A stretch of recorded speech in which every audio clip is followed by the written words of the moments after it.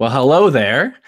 This is Cameron from Obnoxious and Anonymous, and welcome to the Queen of Hearts update slash Twin Peaks thought of the day for Saturday, April 7th, 2018. Do not adjust your set. Yes, I do have hair. I've actually been growing it out a little bit, and people have been complimenting me on it. So that's awesome.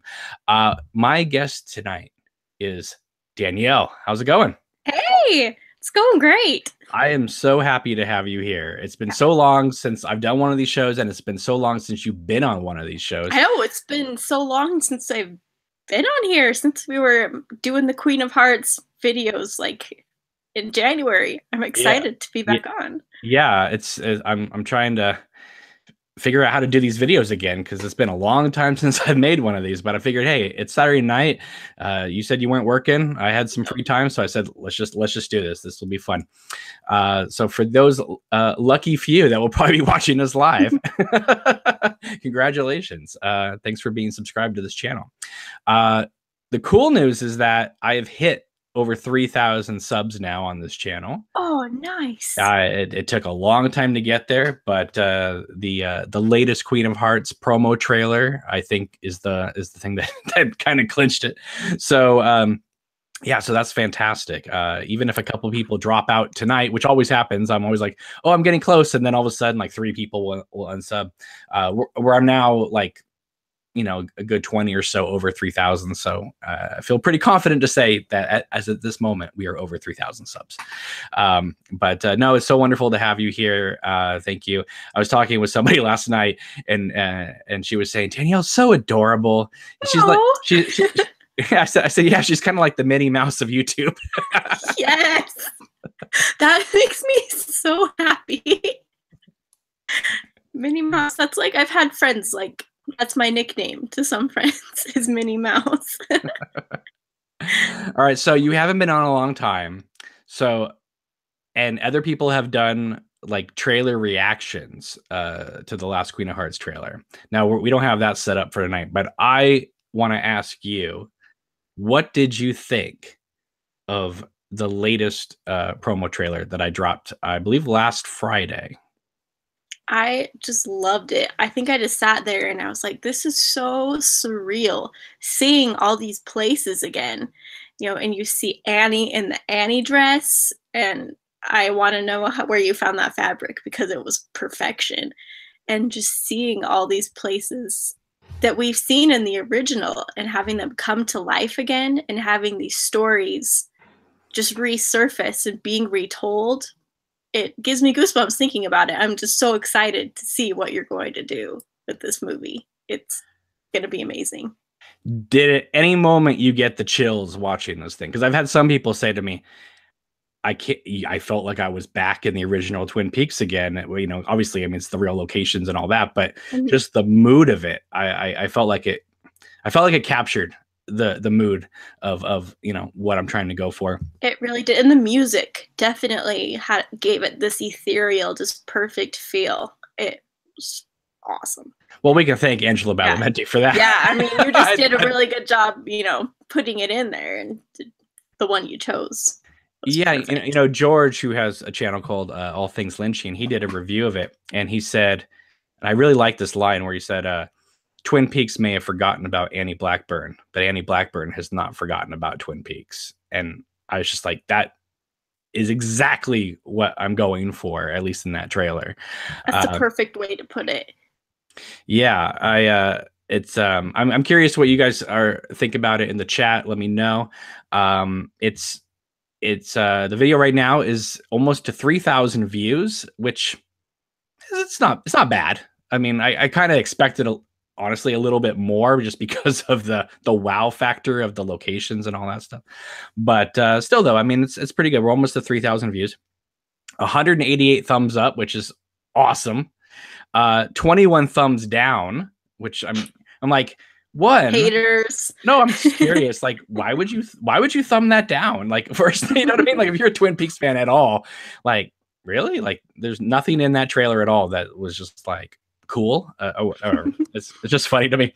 But no, I was really happy with how it came out, and and everybody that was involved with it was more than ecstatic with the way it came out. They I don't think they quite knew what I was filming. And so when they saw it all put together, they were like, wow. So that made me feel good inside. You know, I was like, oh, cool. They didn't feel like they wasted their time. Awesome. What did you think of the girl who played Annie? I love her. She seems to have Annie down to a T. She really seems to have that Annie essence in her, which is perfect. And then she had the dress, which again, I just have to say again, I love the dress. And that moment when she's walking up those stairs in the Palmer house, that's one of the moments that gave me the chills. It was like, oh my gosh, she's here in the Palmer house. It's Annie. It's oh so good. I think it just what I loved about the trailer, if I can speak about it from my own perspective, is you know, it begins with a shot from the original series of Twin Peaks at the high school, and then you see Laura, you know, standing there by like a chain fence, and you know, you kind of see the power lines behind her and that type of thing. And I kind of started out the trailer that way because I thought, well, this is what a fan film trailer would look like. You're taking a shot from the show, and then you film in some strange, obscure place that could be anywhere, you know, and just kind of create this feeling like, oh, we're in Twin Peaks, but we're not really in Twin Peaks, and kind of give that fan film look to it. But then as the trailer goes on, you start to go, oh my goodness, where are we going with this thing? Because all of a sudden the locations come out and you see Annie back in the Double R Diner sitting in the exact seat that she met Dale Cooper in. You know, seeing her at the dumping site of Teresa Banks, seeing her cross Ronette's Bridge, you know, with the same snow in the background. And then the thing that I was looking forward to hearing people, you know, reaction is when all of a sudden Annie shows up at Jackrabbit's palace. Yes. What was your reaction to that when you saw that moment? I was like, oh my goodness, this is insane. I am. Oh man. But it kind of I can't even like put it into words. I'm just like, this is the coolest thing. But I love this idea of taking season 1, season 2, season 3 mythology, and I mean, it's supposed to be all the same world, right?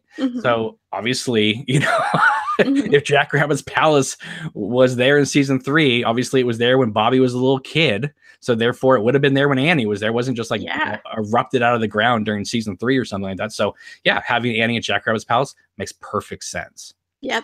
And of course, I want to hear some Annie Giant conversations now. I'm like, so cool. And also you see the scale of that thing when she's walking. You see how little she is and how big, you know, Jackrabbit's Palace is and stuff like that. And then she takes the dirt and then walks over right to the spot where Nida was and just disappears. Oh man. And the pink room music kicks in, and that takes it to a whole other level with then Annie showing up at Laura's house. And you know, it's funny, some reviewers were, you know, kind of having fun with the idea that like, oh, Laura's pouring herself a bowl of Captain Crunch. And it's like, yeah, I know it sounds funny, it seems funny, but it really is a deep, deep cut. Because if you go back to the pilot, when Sarah is calling everybody looking, where's Laura? In the background is Captain Crunch and Quaker Oats.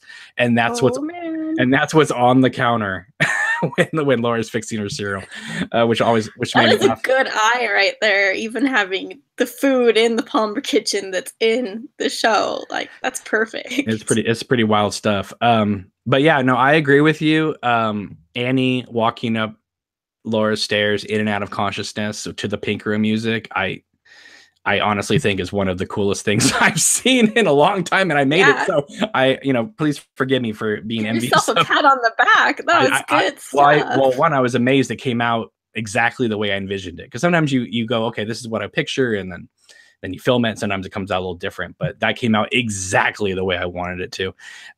So I was really, really happy with that. And I was really happy with all the actors involved. So Now, listen, there's a lot of people that watch these videos that, you know, are not on Twitter and they're not on Facebook. So I feel the need to kind of make some announcements here. One is, so the plan is we're going to film the movie over the summer. I mean, that was always the original plan, but looks like we're still going ahead with that. So that's great. Let's see. I've cast Annie. The actress's name is Amy Ospo. She plays Annie in the trailer. Now, when I made the trailer, she was not cast as Annie at that point. So let me explain how that all happened. So, okay, I was gonna go up there, up to the Snoqualmie North Bend area, because, you know, I wanted to look at possible locations for things, and I was still, you know, I'm working on the script rewrites, and so I figured, hey, that'd be a great inspirational place to be while I'm doing that, and just kind of check everything out. So I have a location manager named Jill who's taking me around to all these places. So I was getting all these pictures of stuff, and I was getting some footage of just random locations of things. And I was like, okay, so I've kind of figured that's what I was going to do. I was going to shoot some location stuff, and then I would maybe come back and add some voiceover to it and just be like, hey, everybody, production's underway. Awesome. You know, and I thought that was going to be it. But I have two costume designers on the film, Millie, who does all those amazing dolls, and another woman named Eva Ospo. And Eva is just an incredible, amazing, talented costume designer. When I say costume designer, I don't mean like, you know, just crazy costume. You know what I mean? She's like someone, if she was on Project Runway, she would probably win. I mean, she's that fast. She's that good. So she got this fabric for Annie's dress because she was working on it. And it ended up being a lot more lilac that, you know, than she wanted. So her and her sister's Amy, stayed up several nights and hand painted that entire dress. Oh my God. Wow. They didn't find, I mean, they found the fabric, but they hand painted that entire dress. That's why the colors pop like that. I have chills. Like that is awesome. And it looks so professional. It does not look like they just, you know, I mean, this is how talented they are. It's like I already loved that dress, but now I already have like such even more appreciation for this dress. Right. So they anyway, they tailored it, and they just, I mean, look, it absolutely looked gorgeous. So Eva contacts me while I'm up there, and she's like, hey, I just want you to know, I finished this one dress, and, you know, let us know what you think. And I said, oh, it looks great. And she goes, hey, you know, Amy's here and she has some time, and the dress is kind of tailored for her at the moment. Do you, you know, since you're up here and you're getting shots, you want to get some shots of Amy in the dress, and maybe you can, you know, use them as inspiration, or maybe, you know, use them in a trailer thing or whatever you're going to do. I said, sure, that sounds fine. So I ended up, what happened was I was going up to the Palmer house, and I was just going to get some shots up there, some quick little images and stuff like that. But when even Amy contacted me, I said, hey, I'm going up. Do you want to come up with me, and we'll get some shots of Annie at the Palmer house? And they're like, sure, let's do this. So we show up and we get some shots of Annie going up the stairs, and a lot of other little things here and there. And it was just an amazing time. And I was shooting Amy in a way that was, you know, a lot of, you know, back profile shots or things like that, because much like the first trailer I did, I didn't want to focus too much on Amy's face, because, you know, I was eventually going to cast another actress, and I don't want people getting used to the fact that, okay, you know, Amy's in this trailer. But I had such a great time working with Amy, and she and I just clicked right away. You know, those people that you just meet and just boom, right away you click, and you're working together, but you're having a lot of fun. It doesn't even feel like work. So that was amazing. So then I said, "Do you want to get some more shots tomorrow?" And they're like, "Sure." And I said, "Great." So I go back to my awesome Airbnb that I was staying at, which was I don't know if you saw the pictures of I that. followed them on Instagram for a while, and I was so excited that you stayed there. Yeah, it was pretty amazing. And if you think the Twin Peaks room was amazing, the downstairs is all Star Wars. I mean, they have Yeah. stormtroopers everywhere, like life-size stormtroopers everywhere. It's incredible. So I started going, what? I really liked working with Amy. So the next day comes, and so we go out and we get a bunch of other shots. But now I'm like, kind of like, oh, I kind of like Amy as this character right now. So I started shooting a lot more full, right in front and stuff, so you can see her face and that type of thing. I thought, hey, regardless, whatever, I figured, they worked so hard on this dress. Let's showcase the dress. Let's, and she's doing a great job. So let's showcase her, and it'll just be just a wonderful little, piece of entertainment, I thought. But after we shot all throughout the day, I said to her, listen, I don't know what your aspirations are. I know you're just, doing all of us a favor by wearing this dress and doing these shots and that type of thing. But are you interested? Would you perhaps be interested in playing Annie? And she goes, sure, but you don't know, you know what I mean? I mean, because it's like, everyone's having a great time, and it's like, sure, it sounds fun, but some people don't know it's how much work it is to make a film. Yeah. And I told her, I said, listen, you are so much fun to hang around with. So no matter what, I want you on the set. So whether you're Annie or whether you and Eva are running around doing the costumes and stuff like that, on set, I want you to be a part of it. And she goes, awesome. But so I get home and I start working with the footage, and I'm editing it, and I'm just seeing the way the camera loves her. I mean, she just completely, just embodies that character, and knew exactly the mood. Let me tell you something about actors. Very few in life you will find, and she is one of them, where if there's anything you want tweaked, like anything, you just say, listen, next time, can you try it this way? Oh yeah, sure. Nails it the next time. Oh man. That's awesome. That's so hard to find, right? So I started working with her in the footage, and I was just like, oh, I really like her as Annie, but I hadn't auditioned her, so I wasn't sure if how she was going to be, with spoken lines and that type of thing. So we set aside some time last week, and actually did like a 2-hour audition, and she nailed it. So I just, at the end of the audition, I said, listen, I've talked with other actors about the part previously, but you threw your hat into the ring and you nailed it. So I cast her that night, and I couldn't be more happier. I think that she's stunning. She's a wonderful person. She's going to kill this role. And what's made me so happy is seeing all the support online from Facebook and Twitter. I mean, it's one of the most liked posts that I've ever put up about this film, is the casting of her. So she must have really made an incredible impression on people in the trailer. So I just want to thank her for that. But she got cast completely by accident.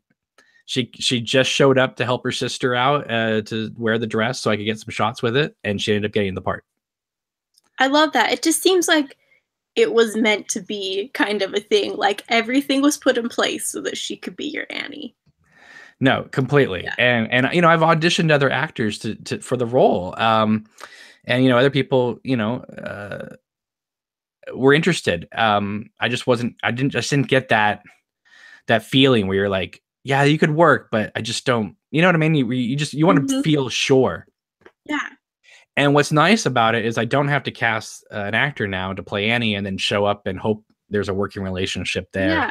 I mean, we already have something to work on. And we've already worked together with this character in these locations. So it's just good. I don't know. I just think no matter what, that at least that part will be awesome. Another announcement is Tracy Thorpe. she may be unknown to a lot of you guys, but she is a master in terms of like makeup and hair and all that. She's come on the film, and she's really excited to get going on that. So I couldn't be happier about that. Millie's still working hard on her costume angle. But the other big news is that I've cast Laura as well, who, I mean, is not, I have to say, it's not like a huge part of the film, but still it was a character that I felt like was, it's a crucial character in the Twin Peaks mythos, of course. So I cast Laura, and who I cast is a woman named Caitlin. I think her last name is Thale. I think that's how you pronounce it. But I always just call her Caitlin. So I've never like Miss Thale, I need to talk to you. So anyway, Caitlin's wonderful as well. And she, just talking with her, she was just like, wow, this film is going to be incredible. If there's anything I can do to help out with this film, because, I'm not going to have a lot to do. There's not a lot of Laura in the film. So, I would love to help in other areas.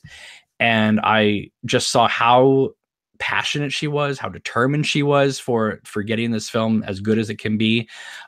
She has free time right now, which is always a plus. She's stationed up in Washington, which is another plus because I'm not up there. So after talking with her and working with her on the trailer and going to lunch with her, it's kind of a funny little moment here. I've told it before, but we were sitting there at lunchtime, and she's like, well, what do you need from me? And you know how sometimes somebody will ask you a question and then you just without even thinking, just say something, like, sometimes you like, you think about that, you think about things, you're like, oh, how should I approach this? But sometimes somebody will just say something, and all of a sudden out of nowhere, you say something, you blurt something out, and you're like, wow, like I did not expect that much truth to just pop out of me at that moment. Anyway, so she said, well, what do you need from me? What do you want from me? And I just looked at her across the table and I said, I want you to be my Sabrina. And she just was like, I'll do it. Oh man. So yeah, so I love it. Caitlin is on the film as the producer of the film. And because of the project, she joined Twitter. she never was on Twitter before, but she joined obviously to help market the thing. And it's really cool to see her Twitter profile say producer of Queen of Hearts and Laura. It's like so cool. So yeah, so I went up there expecting to get, a few location shots and maybe talk with some, people up there about some things. But I ended up assembling quite a team up there, cast 2 of the actors, got to make this, in my opinion, a really like kick-ass like video. The dress looks beautiful. The locations are just breathtaking. The women look fantastic. It's funny because they said, well, how long do you think this trailer thing's going to be? I said, I don't know. It's like 3 minutes, maybe. It ended up being like 10 minutes long. But, I think it just moves. I don't think there's like, I don't think you're sitting there like, well, this is taking forever. No, not at all. I think you're just so engrossed in it the whole time. You're like, oh man, it's over? Man. Yeah. I want to keep watching. And I just want to say, thank you to all the online publications that have, talked about the trailer and written little articles for it and stuff like that. That helps a lot. Amazingly, but not surprisingly, all the articles written about the film so far are from outside websites, outside blogs. Nobody in the Twin Peaks blogosphere websites have mentioned this film at all, or mentioned the trailer at all. That's so surprising to me. It's not surprising to me because they didn't even talk about it when the Freddy trailer dropped. Oh man. So listen, to each his own. Everybody does their own thing. Everybody has their own site. Everybody does, whatever. But you would think when there's so little Twin Peaks news that a video showing Annie Blackburn walking up Laura Palmer's staircase is, not mentioned on, sites devoted to Twin Peaks and things like that. So anyway, it just cracks me up. It's like, well, how much? What do I have to do to get the attention of them? Apparently, I don't know. Very a lot, I guess. But anyway, I want to thank all the publications who do talk about this. Who, I mean, listen, it's fun being underground and doing your thing and all that. It's fantastic. But at the same time, though, I do think it's a little weird that, like I've said in the past, if Michael Horse sneezes, there's like an article written up about that. But Freddy's in one trailer and Annie's in Laura's house in another trailer. And if you're on following any of the big Twin Peaks sites, you would never know this film was even in existence, which is just kind of funny to me. So it's like, listen, I don't know what I did to anger all of them, but I'm sorry. I don't know what's anyway. But I do have a 119 here for everybody. And that is, I put up a couple tweets the other day, but I took them down just because, I don't know. I mean, I felt like I was creating maybe a little too much drama than I wanted to. But the tweets basically said that we are in desperate need of actors. And I posted things on Backstage, and even though I say I'm looking for regional actors from these areas, I still get like submissions from people from, other states and other countries. And I mean, it's fantastic. But unfortunately with the budget I have, I don't have the budget to fly people over and hotel them and all that stuff. So, we're looking for people obviously in the Washington area. We've hit up, local theater groups and message boards and things like that. But we're just not getting the amount of actors that we're going to need, or at least, for certain roles. And we're getting down to the wire here, Danielle. We're getting down to the wire, man. Because listen, I don't want to freak people out, because anything can happen. So, but I'm asking you guys to keep your fingers crossed and cross your toes and say whatever prayers of the universe you have, that we can get this thing cast. Because if we don't find the necessary actors for these roles, then a significant amount of the story of the plot of this film will be forced to be excised. And it wouldn't be taken out because of time. It wouldn't be taken out because of money. It would be taken out because we don't have the people we need. And I'm not talking about like crowds of people where I need like, I need a 40,000 crowd shot or something. I'm talking about like, we just need like some people that can, look like they could, handle the role and just an actor. How about that? So if you do know people in the Washington area, in the Seattle area, whatever, let them know and have them contact us soon, because Caitlin and I were talking the other day, and we're giving it about another week or so. And if we don't start to feel some sort of progress in that department, I'm going to have to start cutting. And it's going to be really, really sad, because it's going to, will it destroy the film? No. Will it significantly lower the power of the overall piece? Yeah. So I don't want that to happen. We've gotten so far with this project, that it would be a shame to not be able to do the project the way it was intended to be done. So if you're able to help, awesome. If you're not, if you're not around in this area, just keep your fingers crossed that some quality people will come our way. And maybe we could all help get the word out there too, and help you. Yeah, that would be great. I reboosted it on Backstage, so it went back up to the top of the the listings and stuff like that. But you would think, with Seattle and other areas around there, that there'd be enough actors that we could fill, a small little thing. But I have my own suspicions about this too.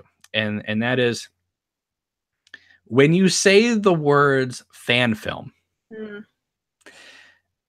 I don't see a lot of actors running and jumping for that experience. Because what does a fan film really do for a lot of them? Nothing. Can they really put it on their resume? Sometimes, but mostly not.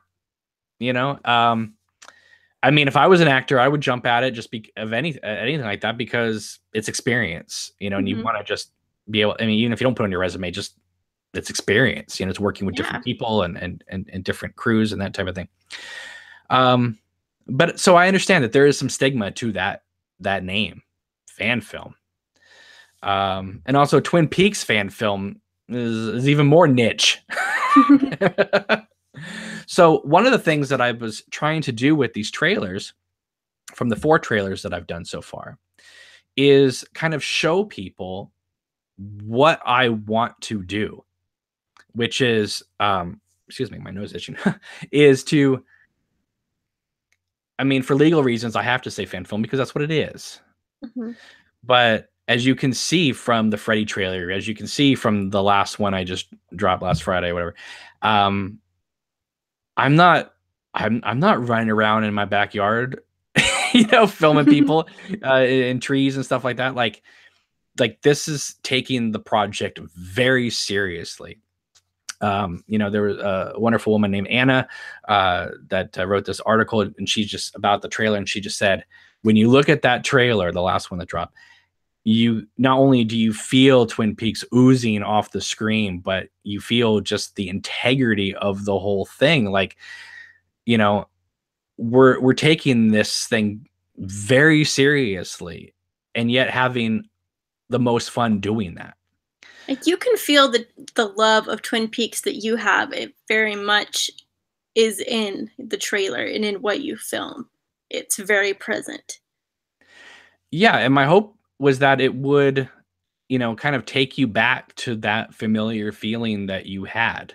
I mean, a lot of people complained during season 3 that it didn't have that Twin Peaks feeling.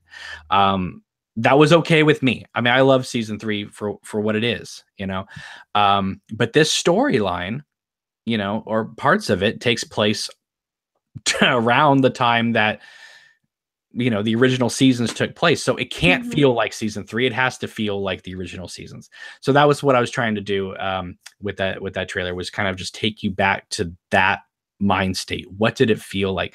And to be able to weave Annie in and out of time, in and out of consciousness, where she's anywhere and everywhere. And I'm very happy with the way the trailer came out, and hopefully, hopefully you guys were too. But that is just a small taste of what the movie is going to get into, and all of that footage from the trailer, none of that is in the movie. I mean, that was all just shot for a promo trailer. Oh man. So Oh, yeah. I'm so excited. Yeah, so that's where we are there. Okay. Let's just go to the chat real quick and just see what people are talking about there. We got George here. Hello, George. Okay. Alberto's here. Gray Geiger's here. Wilton's here. Lights Above is here. Oh my poor nose. I'm so sorry, guys. But anyway, this is exciting to have so many people like watching us live on a Saturday. Yay. We only have 1 thumbs down so far. That's great. Lights Above is here commenting on my hair. Well, the woman who owns the Palmer House, Mary Reber, she said to me, "Cameron, I didn't recognize you. You have hair." I was like, "Yeah, I do." Yeah, some people have teased me. They said, "Oh, you should grow your hair to be like David Lynch, so you could do Gordon Cole." Yeah, you gotta get that elevated hair going. Oh yes, the man with the elevated gray hair. Yeah. Let's see here. The Nightman Kuma says, "I'm wondering if it's going to be the same actresses in the actual film." At the time of making the trailer, I wasn't sure, but after, yes. The 2 actresses in that trailer, the woman who's playing Laura and the woman who's playing Annie, they have both been cast in the film. So yes, they are in the film. which is awesome because I couldn't be happier because I didn't want to like, have to recast those parts again for the movie itself. And Amy as Annie, she has that haunted look. I mean, when she's just walking through the woods and you hear the chaos from the Miss Twin Peaks contest happening and the camera spinning around her. I mean, you can feel that this is a woman who's gone through a tremendous amount of stress in her life. Even just her body movements, she had it down playing Annie. I was very impressed. Yeah, and she seems like she's in another world, and which is exactly what I wanted. I had a commenter that wrote to me, and they said, I didn't even notice this. So I love when people write things in that make me notice things. And one is that they said she looks like a young Laura Elena Haring. And she does.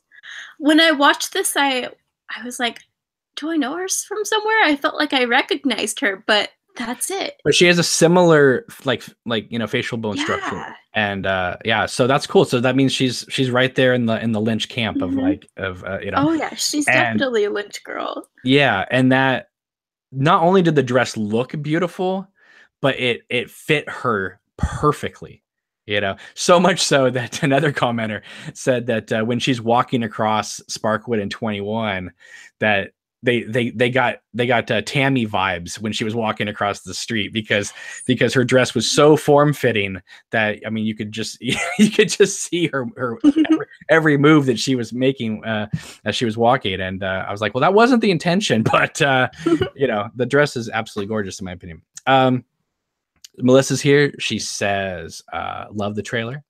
Nightman Kuma says the trailer pretty much blew my mind. I'm glad because honestly, that kind of was the intention. Gray Geyer says, I really like the part where you recreated the shot with Ronette on the bridge. Thank you. That really means a lot. Somebody contacted me and said that that they thought I took a shot from the pilot, and then it freaked them out when they saw Annie walking across the bridge. They were like, did you superimpose her into that shot? And it's like, no, there it is, and it looks almost like the exact shot. It's fine. One person was saying like, if I was doing a Twin Peaks, my own fan film, I wouldn't recreate shots from the show.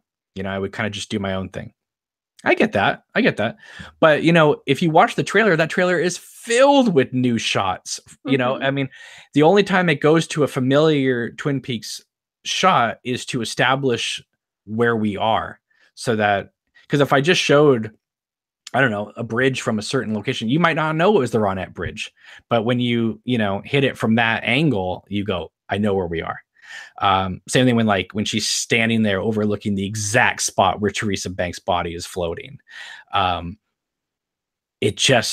You feel like I just put her back in Fire Walk with Me in that shot because it's the exact lighting. It's the exact, we just got very lucky there, but it's the exact lighting from that shot in the show. And so it's like, it's very otherworldly. It's she's definitely moving through time and space, which is I'm very excited about. Yeah, I got a lot of great comments. Somebody who was kind of a non-believer in the project, doesn't like fan films at all. They messaged me and they said, this is going to be amazing, isn't it? I was like, yes. Yes. Hell yeah, it is. Well, I've always had that belief, but I'm glad to see some people coming around on it, So that's cool. Melissa says Amy is the perfect Annie. Thank you so much. I think she's great. George says, yeah, she's got an intense look. Nightman Kuma says Annie actress was stunning. Thank you. She is very, very humbled by all the comments and likes and people being so kind to her. And because of the trailer, she gained a lot of Twitter followers herself, and she's like hardly ever on Twitter, but it's great to see that kind of support go out there. So yeah, Melissa says what blew me away was that you shot in the Palmer house. I got so excited. You got excited. I couldn't believe where I was, but again, I was moving at such a rapid pace that I don't think I really took it all in until I got home that night and started looking at the footage and going, I was there. Like, that's crazy, you know? But I did find out an answer to my question that I was always curious about. And that is, in the pilot, you see Sarah, you know, checking Laura's room and that type of thing. And then she comes down the stairs. But then, you know, it looks like one huge long flight of stairs. But then in Fire Walk with Me, Laura runs down the stairs and then kind of turns a hard right. And you can see, like, in that dissolve, she like doesn't quite run down the full stairs. She all of a sudden there's like a new staircase that is there. And I guess the other, I mean, this other staircase was always there. It's just that if you put the camera at a certain angle, a little bit lower, it kind of erases it, and the wall, the space between the wall and the handrail, where the other stair or the side staircases, it kind of looks like it connects if you move the camera on a certain staircase down looking up. So that's why in the pilot it looks like one long staircase. But in Fire Walk with Me, they raised the camera up higher when Laura's running down the stairs. So therefore you saw the other staircase when she ran down. Okay. That's why when you see Laura walking up the stairs, I went back to that original shot of her of the one long staircase, even though she just came up the other with Annie lying on the stairs. I had to have that moment with Annie lying on the stairs because I thought, you know, we're taking this thing seriously. Obviously, we're having a great time, but I want the audience to also have a good time, you know? And so this idea of Annie just, you know, just showing up random places and Laura just having to step over her, you know, I thought was kind of amusing. Okay. Let's see. 402 says the guy standing next to Annie in the double R looks somewhat like Pete Martell. It's funny. Amy and I were joking that we should have had him come up to her and say, "Are you talking about that little girl?" But it's funny though, because I think he was a little nervous because he kept looking over at us like, what on earth are they doing? And I had gone in there earlier and I got like empty shots, because before anyone had been in there, I actually got empty shots of the diner with the stool and all that stuff. And so I thought I was going to have to use something like that. But then obviously when Amy was there and I was like, hey, you know, let's go in the diner and get some shots. She's like, oh, great. Let's do it. So that's why we ended up going with that shot. But, and I did think about maybe, you know, having some empty shots of the diner and that type of thing. But I really liked seeing her sitting at the stool that Cooper was in when he's like, you know, I'm Dale Cooper. And she's like, I'm Annie, you know. I thought it was kind of cool to be right at the exact moment, like, or place. But again, on the outside, it still says double R to go, you know, on the diner. So again, it's like she's moving backwards and forwards in time as well. It's not just like, oh, this is all season 2. It's like she's everywhere. It's like there's a line in season 1 where James and Donna are at the gazebo and he says, you know, Laura's out there wandering like a restless spirit.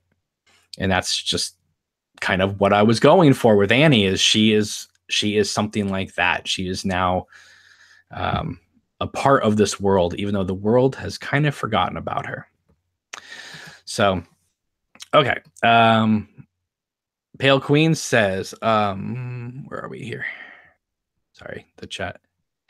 Let's see. It says, what's up? Awesome trailer. Can't wait to see the movie. Thank you very much. Wilton says, they repainted the fabric. That's passion. No, that's just how dedicated they are to the work. You know, too. I mean, it's not just passion. They're prepared to do whatever it takes to make every outfit look stunning. Which, wow. You know, I mean, I think that dress alone, I would throw in for Oscar contention. I mean, seriously, that was one amazing dress. Yeah, and it looks really like it really looks like Annie's dress, you know. And it was funny because we would get 2 reactions when we were shooting. We would get like, "Wow, what a beautiful dress! That's amazing." And then the other reaction we would get is, "What on earth is that girl wearing?" Because it looks, you know, it's an 1989 style. Oh, yeah. And you know, and she even, you know, she like I don't know what the word is, but she did her hair like Annie, or they Mhm. teased her hair for hours, so it would have that Annie look. So I mean, they really went all out. And again, this girl she did not do this to try to get the Annie role. She was just doing me and her sister a favor by doing some shots for us, and in the process, got the lead role. How So amazing. She just seems like such a wonderful person. I'm so excited that she's the one that got this role because she seems like a very genuine, hardworking person. So yeah, exciting. and the other thing is that she wanted it. I mean, when she first started like thinking about like, oh, I could do this, it became like, no, I want this. I would ask her like, are you wanting this because this is something you really want to do? Is this something that like a bunch of people and your sister's involved and you're like, oh, this would be fun, and or is this something you really want to do? She's like, I really want this. So I This was is like, awesome. so that's what you need, is you need somebody Hmm. who's going to more than meet you halfway, that you can have that kind of partner relationship with with them, so that um, you can basically do the best you can. Yeah. um Chris Holland says your hair looks good, a little bit grown in. Oh, thank you. It's been years since I've even had it this long. um Let's see. Melissa says you should consider expanding the actor search to Oregon and even Northern California. Some actors might be willing to drive up. Hell, I would, but it's been 20 years since I've acted. Yeah, Jamie Michelle, who's a lot of times in the chat, she contacted me. She's out of New York, and she's like, "Listen, my husband and I might be out there during that time, so let us know if we could be a part of it." And I was like, that's awesome. If you, I mean, people are around, that's great. We'll need people, but we definitely, like I said, Caitlin and I were talking about like we may have to start making these cuts by next weekend, because we need to start getting the locations booked, and we need to start getting the costumes made, and all the other stuff Hmm. going on, and we kind of need to know who we have and who we don't have, and we can't be casting all the way up until like the day before we're shooting. It's just especially for lead roles. Yeah. um so that's I really, really hope things come together with that, because otherwise, like I said, a significant amount of the story is going to have to be cut. And like I said, will it ruin the movie? No, it won't. The movie will still be awesome, I think, but um, it definitely will not be what I planned on making entirely, so there's that. But I know Annie's section is going to be amazing, Hmm. at least. So that's good. Stephanie's here. Hello, Stephanie. Stephanie says, "Oh, the trailer was awesome. I'm excited to see the film. Thank you." Um, Nightman comment says, "I know you sort of mentioned it as a joke, but would you seriously consider playing Gordon? That would be gold." Um, I can do the voice. I can do the voice, I think. Would I consider it? Sure, I guess. But I don't know. It's hard for me to be doing everything and then get in front of the camera too. But It's a lot of work. it's a lot of work, especially when you're running and gunning like we are. Um, I mean, yeah, I would consider it if I absolutely had to, but I really don't, because that would completely take you out too. Be like, oh, there's Cameron in the movie. But then again, it doesn't really take you out that David Lynch is Gordon Cole either, and he was pretty much the star of season 3. I mean, obviously Kyle is, but He Gordon kind of had the second really lead. He was. was the second lead of the entire series. So, um, It's kind of funny. And before season 3 happened, like in season 2 and 1 and 2, like Gordon was one of my very favorites. So it's like I want Gordon to be in so much of season 3, and then we got so much Gordon. It was almost kind of funny. yeah. Pale Queen says, your waterfall shot in the trailer was amazing. Ah, thank you so much. And what's really cool about it is it's an angle of the falls that we've never seen before. So that was awesome. I got taken down to an area that you can access by foot. and so I was able to get a shot that they never have used in the show, which was, I didn't really plan on it. That wasn't my intention, but it's awesome to see it. I'm glad it worked out that way. Yes, Wilton says the dress was a very professional commitment. It stands out. It came out amazing. Mr. Devo says, I am now in love with the song Wicked Games from Wild at Heart, thanks to you. Okay. I don't know where that came from. But all right, guys, keep throwing out your comments, and if you have any questions about the trailer, I can try to answer them here. But in the meantime, let's move on to some other news. If there is any Twin Peaks news at the moment. One of the things is that there's a new Emmy magazine that's come out. I don't know if it's Variety or if it's an official like Emmy magazine. Excuse me. But Twin Peaks is on the cover. Ooh, that's so exciting. So they are definitely promoting this thing for the Emmys, which I've always maintained that that's the big reason why they haven't announced another season or another something. Yeah, they want to see how it goes. They want to see how it goes, and they also want to be able to compete in certain categories. And if they announce a season prior to that, then they can't compete in those categories, and etc. So anyway, fingers crossed that gets a bunch of nominations. What did you think of Kyle MacLachlan's tweet the other day that said, if you don't love me as Dougie, then you don't deserve me as Agent Cooper? I love it. I don't know. I just have loved that meme that's going around. It's funny. Yeah. I love it when Kyle gives us lots of fun Twin Peaks stuff to like. But you know what? I love Dougie and Cooper. So listen, Kyle's a good guy. So I know he means that, like, just kind of having fun. But in a way, it's almost like he's trolling people too. Like, if you're complaining about Dougie, then you don't deserve me as Agent Cooper. Yeah. Like it kind of worked. It kind of worked both ways, It does. It's like, hey, you gotta appreciate me in both seasons, both runs, I guess. Not seasons. Yeah. And what's all this up going around about the Twin Peaks Webby Awards and all that? Everybody's like voting for the Webby Awards.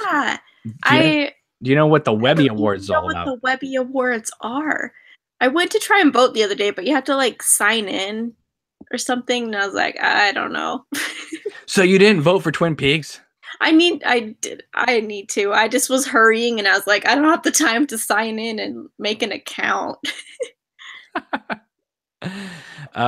But yeah, apparently that's a big thing going on. So if you want to vote for Twin Peaks, get in a Webby Award, go for it. Even Showtime was like tweeting about it. So obviously they want this award badly. So please go give it to them. Patricia Arquette, she actually made a David Lynch reference today on Twitter. She said, how cool is it that my character of Alice and Renee, both characters from Lost Highway, are being used as a for a Lost Highway drag queen show.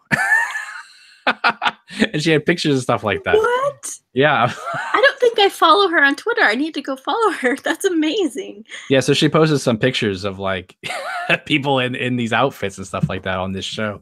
So it's kind of funny. That sounds so fun. I want to go. Sherilyn Fenn has opened up a new website. If you go to shoutout.wix.com, that is her new website / blog, Sherilyn Fenn's official website that she runs. Didn't she announce today too that she's like releasing some of her Playboy pictures? Can't people just have the issue of Playboy? Yeah, I'm not sure. She made some post about it today. I'll look it up real quick. Go for it. It was something about her Playboy pictures. All right, Danielle, get on that Playboy news and let us know. Yeah, I'm gonna tell you about it. Wilton says he did announce Cooper did Kamala did an outstanding job as Dougie, or Dougie Coop to be more precise. Oh, I loved him in everything he did. I think if anything, if there was something to be desired, it was just because the writing didn't allow him to fully be Agent Cooper for a long time. You know, in episode 17, he kind of just showed up and said, "We all live inside a dream," and then he walked through a door, and that was it. So I think maybe if they'd given us a full episode of Agent Cooper as Agent Cooper, then I think people would have been a lot more forgiving. Don't you think? Maybe. Maybe? I don't know. Like if he had been Agent Cooper longer than 10 minutes. Yeah. Probably would have been. Yeah, definitely. I mean, at least in the back half. I know in the first 2 hours or so, he's Agent Cooper through the whole thing. But yeah. Let's see. Well, I guess she posted on Instagram. She was like, "Spring fling. Never seen photos from Playboy shoot. Limited special weekend only this weekend only." And she has some link in her bio. Yeah, Chad in the chat says you can order her Playboy pics from her new site, apparently. Oh. And Mr. Diva says, but they're available everywhere on the net already. I don't know. Maybe these are outtakes. Maybe. Interesting. You know. She's funny to me on social media. Like she's not how I expected her to be, I guess. How so? Like the religious angle and the Tupac and the Tupac Shakur angle? Yeah, but I kind of love it. Yeah, it's pretty wild stuff. But yeah, Richard's still doing his haikus, so that's cool. I can't believe he's doing that every day still, but that's fantastic. But yeah, that's pretty much all there is in terms of Twin Peaks news, and there's not a lot to go on. But yeah, in terms of Queen of Hearts, we're moving forward. We're trying to cast this thing. And on we go, but so far I couldn't be more happy with the team that I have and the people involved so far. And I think everybody that's involved is just incredible. It's not only an incredibly hard worker, but an incredibly great person to be around, which, listen, if you're making a film and you're doing long hours with these people and, you're not getting paid much of anything, it's you want to be surrounded by good people, otherwise it's going to be a nightmarish process, but so far everybody involved is just wonderful, and couldn't ask for anything better. Yeah, so all right, last questions, guys, before we wrap this up, because I told Danielle we were gonna do a short video, so don't want to keep her on forever. It's not like I'm doing anything. Don't tell them that, Minnie Mouse. They'll keep you on forever. No, I have so many parties I need to go to tonight. I'm so popular. Yeah, when are we going to do our Inland Empire watch along, Danielle? Oh, yeah. That'll be great. Oh, my goodness. My nose is just terrible. Oh, that's awful. Apparently, nobody has anything to say tonight. Oh, I have wanted to ask you about your Golden State Killer stuff. Ooh, have I shown up on CNN yet? I haven't. I want to watch the. I haven't watched the documentary you were in, but I'm very interested about it. I don't know if I've been in it yet. Okay. I know I show up for like 5 seconds. And they air it. It was made by CNN, but they're airing it on the HLN network. Okay. But I got contacted them by saying, that interview we did, we only could use like a few seconds of it, but still, but still cool. Still, I'm in it. Probably with a little nameplate and everything, so that's good. And I'm in the credits too because they used some of my home video footage that I own for the film, or the documentary. So we will. I think it's called Unmasking a Killer, and it's on streaming. I mean, you can get it on Vudu and iTunes and that type of thing. But I haven't watched it yet, just because that case is so personal to me that it's like it's hard for me to sit down and watch it objectively. But I keep waiting for somebody to be like, "You were on it," and like do like a screen grab or whatever and have it on Twitter. I keep waiting for that moment. That hasn't happened yet, so I don't know if I've been on it or not. But yeah, they did interview me for it. Lights Above says the camera shot pain around Annie around was cool. How did you achieve it? I ran around her. But you know what's really impressive to me about it is not, I mean, one, the shot came out, I think, looking pretty good, but she was able to hold that look because usually if you have a camera spinning around an actor, even for a second, you can catch the eye, like where are they? What's the spatial? You know what I mean? Like if someone's spinning around you, you would probably be able to be like, just for even a brief moment, you'd be like, okay, body space, between you and the other object. You would just register that in the eye, right? Because you would just be like, okay, like real quick. She didn't do it. She held it. I couldn't believe it. I was like, Yes, it's amazing. I know, because I thought when I got the shot, I was like, okay, that's cool. I like that. And then, but when I got into editing, I looked at it and I said, I thought I was just gonna have to like take like a moment of if I used it, but she held it.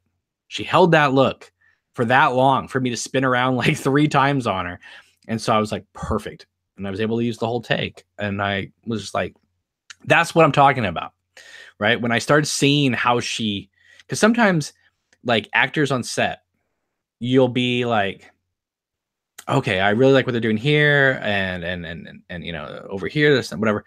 But then there's some actors where you'll shoot some stuff and you won't really know what they did.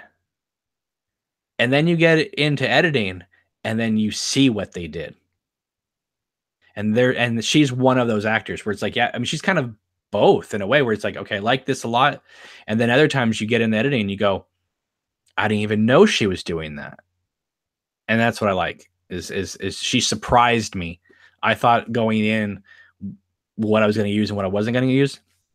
And there were moments, there were takes where the way she looked and what she was giving me demanded a certain shot be in the trailer that I didn't expect was ever going to be in the trailer. So, yeah. But you know what? We shot a bunch of stuff that it ended up not being in the trailer, which was fine because I mean it wasn't like, oh, that was so perfect. I wish we could have used that.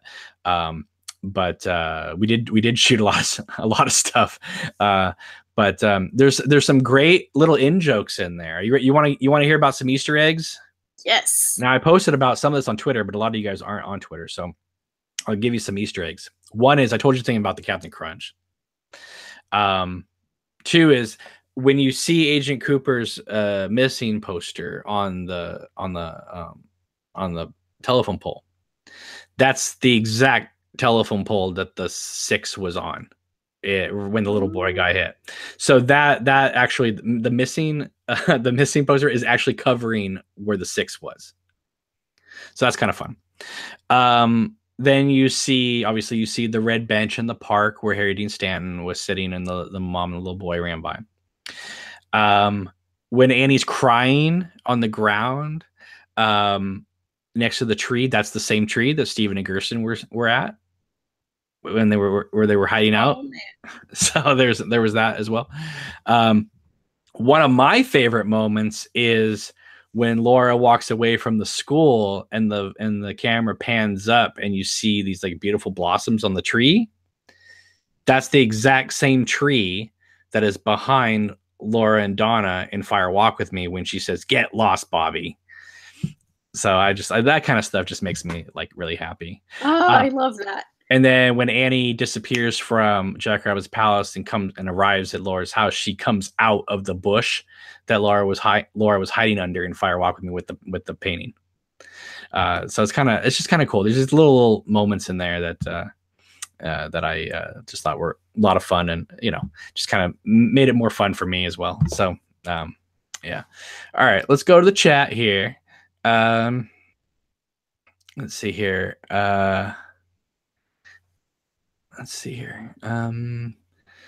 Chad says, anyone know when the Emmy nominations come out? I do not. Wilton says, how does this new experience compare with Bird with a Broken Wing? Well, it's different, but it's similar as well, because I mean, even though this is not a real thing compared to that, it is still dealing with a young woman who time has forgotten about. And that was definitely the case with Janelle as well. It's kind of, I definitely have themes that I like to explore, and Annie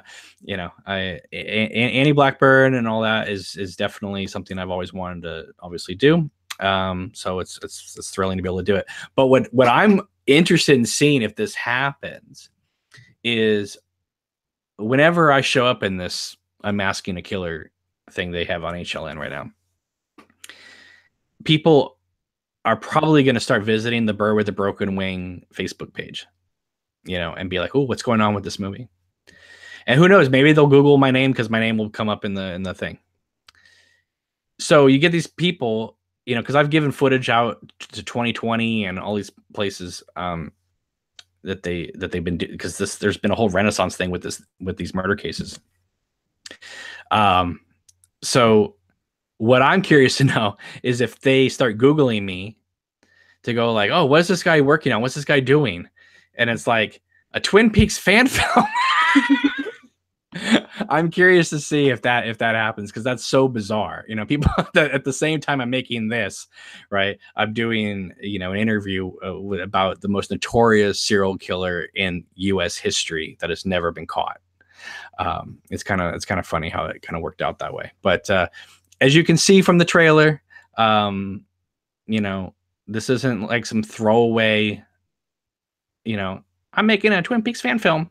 You know, it's like I always envisioned this as like, you know, back in 1992 when my friend said to me, "Hey, if you ever get the opportunity," you know, this was after Fire Walk with Me came out and bombed, and they said to me, "If you ever get the opportunity, you know, when you're in LA and you have a meeting with David Lynch, you know, if he was to say, you know, what you got, give me a pitch or something, you know, what would you pitch to him?" And this was what my pitch was going to be.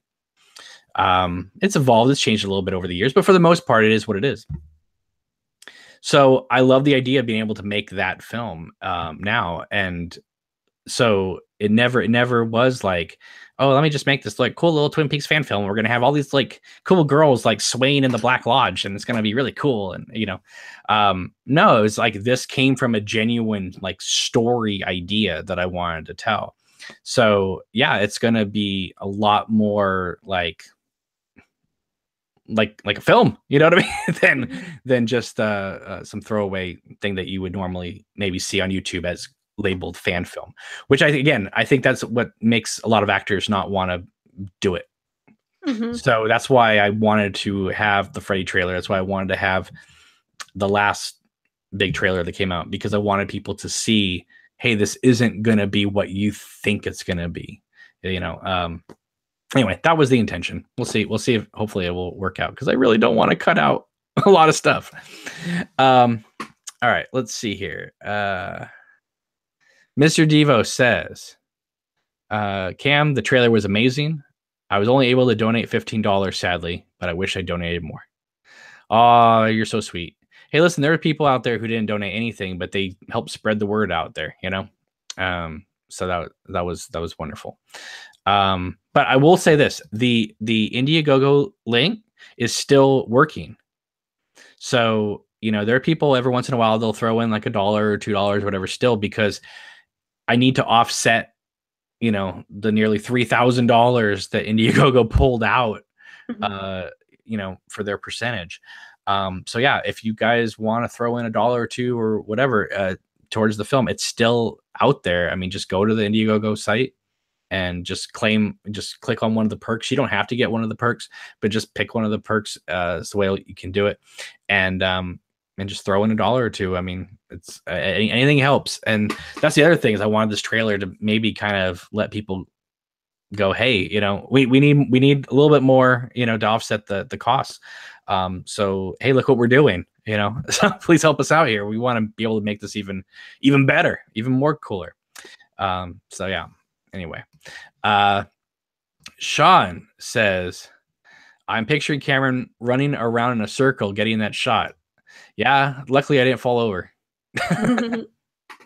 Pale Queen says, Amy is perfect. Oh, thank you. That's so nice. Mr. Devo says, tell me more about your experience at Laura's house. Well, let's see. What else can I say? The scene at the end when they're in the bed. You know that scene where Laura's holding the necklace, right? That's Laura's bedroom. Okay, I was wondering if it was the actual bedroom. It is the actual Oh bedroom. man, that's the coolest. But if you notice, there's light where she is, right? Mhm. Because where they have the bed now, this is funny. So if you're laying on the left side of the bed, right next to you is Bob's window that he crawls through. Mhm. So the bed is turned. It's no longer next to the door. It's on the other side of the room. So yeah, so the room doesn't quite match, but it is. I assure you, that is Laura Palmer's bedroom that they were in, which is awesome when Annie just like appears on Laura's bed. When she just kind of dissolves in that beautiful music, the Cooper Annie theme that started out as the Audrey's prayer music, which eventually became Questions in a World of Blue, the theme. Oh yeah. So I like how that all happened. But yeah, that is Laura Palmer's bedroom. I did shoot a moment actually in the trailer. It's not in the trailer, but I shot it for the trailer of Annie in the bathroom. Where Laura's over the Mhm. sink crying. Like I have like her Yeah. in the bathroom. It didn't quite like fit in and stuff like that, so I took it out. But it was. But we did shoot in there. I would have shot more in the living room, but when I was there, it was so bright. Mm. Um, that there would have been no mood to it at all. It just the light was coming to the window. It was so bright. It was not gonna happen. But what's really cool is Mary still has the drapes up from season 3, which has all of David Lynch and Grace Zabrisky's nicotine stains all over him because they smoked constantly in that house. Oh my, of course they did. Yeah, so she's like, yeah, I know it's gross, but it's kind of cool too, and that type of thing. So, but yeah, let's see. Sell that on eBay for a good chunk of money. Exactly. What else can I say? Obviously, when Laura's there with the bowl of cereal, that's the same island that Sarah's standing at when she's calling everybody in the morning looking for Laura. I don't really know what else to say. It's a smaller house than seems like you see in the movie, but the living room is that wide and deep, because when you watch Fire Walk with Me and Laura's right up in front of the camera and Donna's all the way in the back. So yes, they are using lenses for that, but still there is that Mhm. depth there. But yeah, it's and that staircase going up to the door, it's so small compared to what you think in the movie. In the movie, it looks like this long, like flowers in the attic type of like epic staircase all the way up to where Leland's standing on the porch. But it's it's like 10 steps and you're up there. It's So, just some lens work. exactly. But yeah, no, it was absolutely wonderful to be up there, but what was a trip was, I mean, yes, it is awesome to be there and you're shooting stuff, and that's amazingly surreal. But what took it over the top is I had, an actress with me in Annie's dress there too, right? And while we were there, a couple of people from, I believe, Norway, uh, had made arrangements with Mary to stop by and, like people do, and they see the staircase and they want to see the fan, and they were big Twin Peaks fans, and they arrive and they're like, oh, can we get a picture of the fan? And Mary's like, oh, well, they're filming something right now and stuff like, maybe in a couple minutes. I said, oh no, we stopped for a minute, come on up. And these guys come up to look at the fan, and here's a girl wearing Laura's necklace. And then there's another girl who's dressed like Annie Blackburn, like in Laura's house, and these guys are just like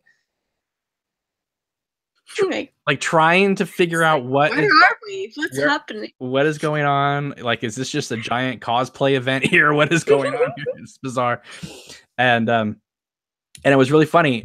So they leave, and then the next day, we're at the Double R, and we get some shots, and we're hungry, so we eat lunch there too. And then across the restaurant are the guys from Norway. Right? It's like the Icelanders. They're here. And and they come over and they're like, "Oh, it's lovely to see you again." You know what I mean? And like, and the girl's still wearing, Amy's still wearing the Annie dress. Like, so bizarre. It was so bizarre, but like that's what kind of a I'm small just community. picturing them as the Norwegians in season 1. Exactly. And I'm like, air sacs. Well, I will say this: yes, your air sacs will never feel so good than when you're up there. I want to go there so bad. And it was raining and snowing almost the entire time I was there. It's amazing that that I didn't get a lot of that in the shot. I think there's one moment at the beginning with Laura at the school where you see like a couple of raindrops come down, but whatever. Let's see here. Cindy says, I think the nominations for the Emmys come out July 12th. Cool. Yeah. I figure that's probably sounds about right, because then all the other shows are done. Yeah. Hassie is here. A new person says, looks great. Cameron, keep up the great work. Thank you. Thank you. Thank you. Todd Matthews says, look at that hair. Oh my goodness. Everybody in the hair.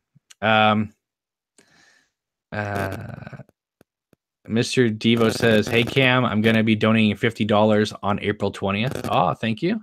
That would be amazing. Every little bit helps, guys. Every little bit helps. Mr. Devo says, now that you've answered my question, $75 on April 20th. Oh, thank you. That's fantastic. Stephanie says, the fact that you were actually in Laura Palmer's house and bedroom is amazing. Listen, if you were to tell little 16-year-old me back in the day that one day I was going to be in Laura Palmer's bedroom, I would think it would be just a surreal, dirty dream. But it wasn't just the fact that like, oh, okay, I'm in Laura's bedroom and let me get a couple quick pictures of it. It was, I'm shooting Annie Blackburn and Laura Palmer in Laura's bed, in Laura's bedroom. You know what I mean? Like, it's just that takes it to a whole other level.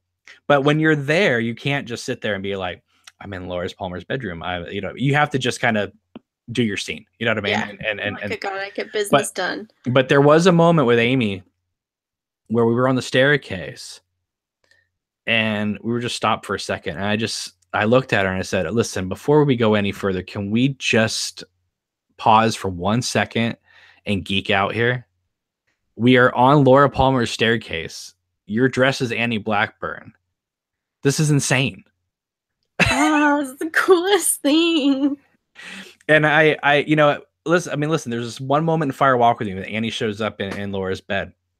But it's like this whole thing with like I said, the pink room, and it's just this whole thing of I don't know. I love that music with Annie and just like moving through the house, and it's like you see her outside the house and you're like, okay, this is interesting. And all of a sudden you see like Laura's picture, and then all of a sudden Annie's dress just kind of walks by the picture, and it's like, oh my goodness. And then she's like all like, where and when the hell am I? And the fan is spinning, and all, it's like it. I wanted to kind of create a feeling of I don't know, like hallucinatory in the viewers, because obviously that's what Annie's going through, but I almost want to do that to all of us too, like oh, where are we? When are we? Yeah. And oh, we're back in the Palmer house, and I couldn't be more thrilled with the people's reception of it, but I feel bad because I think there's a lot of Twin Peaks fans out there that haven't seen it yet, because they belong on pages and sites that just for whatever reason just haven't mentioned this thing at all. So maybe if you guys are out on Twitter or Facebook, whatever, let your friends know about this, because chances are, because the viewership on that trailer is still pretty low. There's big channels that I watched that they hit 3,000 views in the first hour of something dropping. So this has been up for a week. It's not quite to 3,000 views yet, but let your friends know, let your Twin Peaks friends know, because there's if there's 200,000 people on Welcome to Twin Peaks Facebook page, so there's quite a few people who have not seen this trailer. So yeah, get it out there. And I think people I think they'll groove to it because I mean it's definitely one of a kind. So Yeah, we all gotta spread the good word. yeah. Let's see here. Sean says, "Did you walk outside and say what year is this?" Laugh out loud. No, but I will. I will say this. This blew my mind. All right. Okay. Now I don't know if this is actually fact or not, but this is what I was told. Okay, so I have to accept this as fact, especially by the person who told me this. Right. I was always under the impression when they shot that scene that there was a crowd of people watching.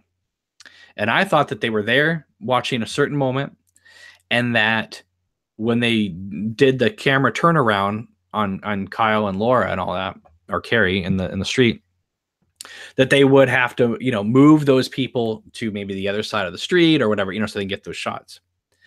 I was told that they did not move the people to the other side of the street. So I said, what does that mean? Excuse me. And they said that when you see Cooper standing on the street, and he goes, what year is this? Right? That moment. That there were a crowd of people behind him and they CGI'd them out. What? Now that's what I was told. That's insane if that's true. Holy crap. Because I mean, the show didn't have that big of a budget. No. Right? It's like someone knows their CGI biz. Well, yeah. I mean, the atom bomb sequence alone is great. Yeah. I mean, you would think that they would just, for those reverse shots, move the people to the other side so they could have a clear street.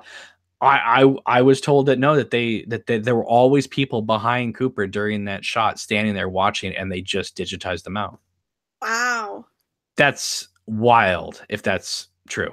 Yeah. But I believe it to be true by the people who told me. So, wow, that's a big WOW. I did not expect that to be something I was told.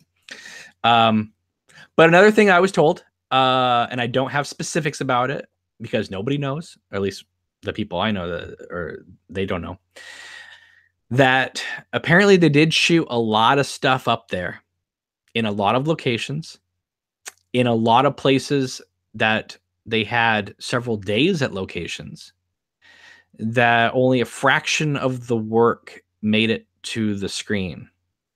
And some of the locations that they shot in were never used for the series. So who knows what that means? Maybe they were shooting pieces of it here and there. I don't know. Maybe there is just a tremendous amount of deleted footage. I mean, David Lynch is known for shooting a lot of footage.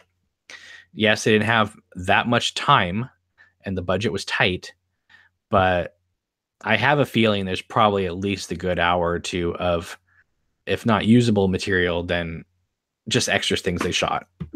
Because it's just, you can't shoot 18 hours and not have something left over. Oh yeah, especially when it's him.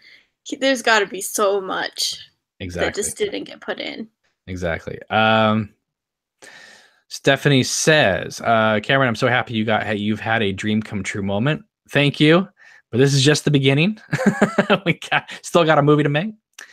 Chad says, will the Dean mystery ever be solved? It was solved. I do know who he is, or I don't know who he is, but I've emailed back and forth with him. It's nobody scandalous or surprising. It's just somebody who seriously just was really impressed with the videos and the trailers and our persistence of wanting to get the film made, and so he helped us out. So it was pretty awesome. Let's see. Chad says, yes, let's get the word out on Twitter, folks. Thank you. Lights Above says, yes, everyone post a link to the trailer on Twitter. That would be awesome. Twin Peaks: The Return, the missing pieces. Let's see. So yeah, that would be cool. I think they'll probably do something like that for a future release. But the rumor's still going around that David Lynch is working on his own extended version of Fire Walk with Me, which would be pretty awesome. I would love that. And what I would love to see, honestly, is him do a completely different version. And I don't mean just like throwing the missing pieces back in there. I mean, like, listen, we have Fire Walk with Me. We have the missing pieces. If you find the fan edit, awesome.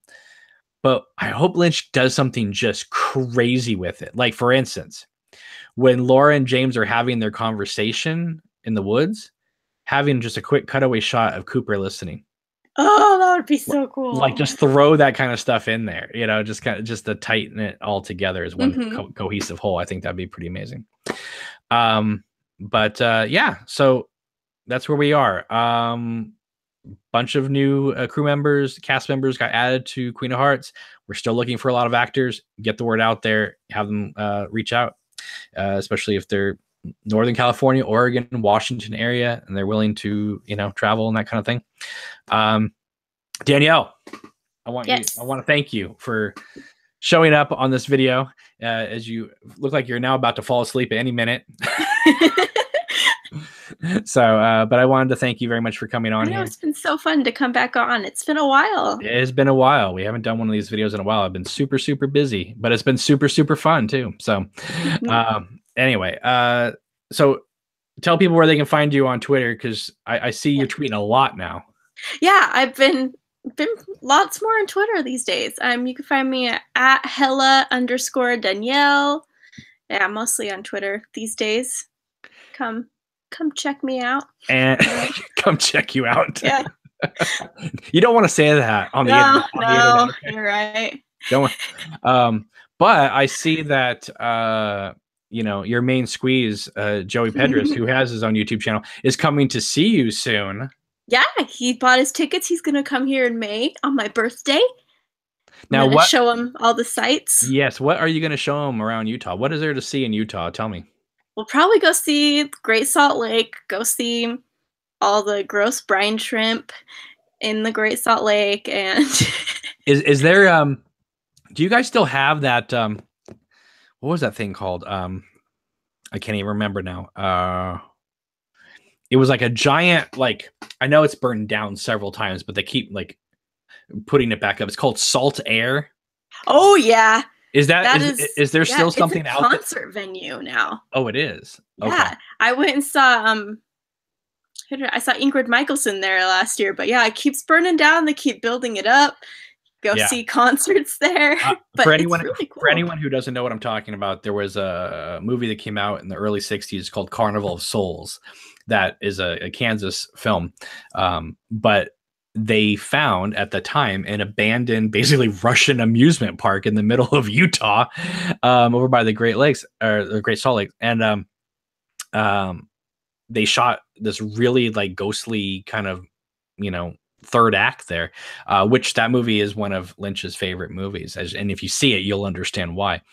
But I've always been so fascinated by that place, and I understand, like, obviously it doesn't look like it did back then, but I love seeing like the old photographs. If you just Google Salt Air, it's amazing. It's absolutely like, it used to be people just would go there on the weekends and go swim and just spend all their time there, but now you can't really go swim in the Great Salt Lake anymore. It's kind of gross, but it's fun to go and see, and like out there by does it still have kind of that Russian look, or they just oh, it does? Totally does. Okay. Yeah, it's really cool. Do me a favor, take Joey over there to get some pictures so I can get. I will. I'll go take him there, and then out there also is the Salt Flats.